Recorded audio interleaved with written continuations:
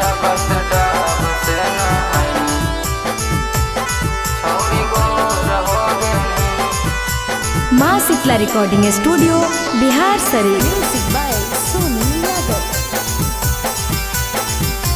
जब से डाब से नहाई छौरी गोर हो गई। एक पहले रहनी करिया अब बेजोर हो गनी। एक पहले हनी करिया अब बेजोर हो गनी।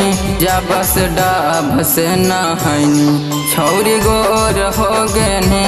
जब से डाब से नहाई छौरी गोर हो गनी। पहले रहनी सीधा अब तक कठोर हो गनी। पहले रहनी सीधा अब तक कठोर हो गनी। जब से डाब से नहाई छौरी गोर हो गनी। जब से डाब से नहाई छौरी गोर हो गनी। जब से डाब से नहाई छौरी गोर हो गनी।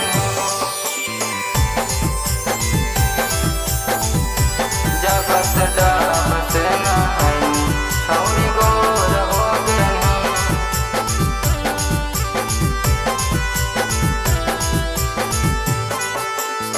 जब से जवान भेनी गेनी चिकन आई गे। लइकन पटावेला करो ही टराई गे। जब से जवान भेनी गेनी चिकन आई गे। लइकन पटावेला करो ही टराई गे। भूंजावा से गरम चाना जोर हो गनी।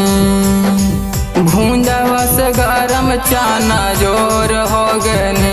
जब से डाब से नहाई छौरी गोर हो गनी। जब से डाब से नहाई छौरी गोर हो गनी। जब से डाब से नहाई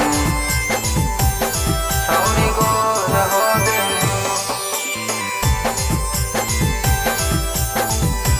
जब से डाब से नहाई छौरी गोर हो गनी।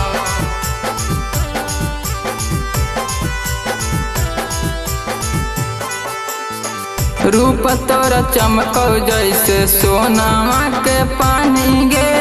छौरी तू बन जोना दिलावा के रानी गे। रूप तोरा चमकौ जैसे सोनामा के पानी गे। छौरी तू बन जोना दिलावा के रानी गे। माही मनोज से ज्यादा बिजोर हो गनी।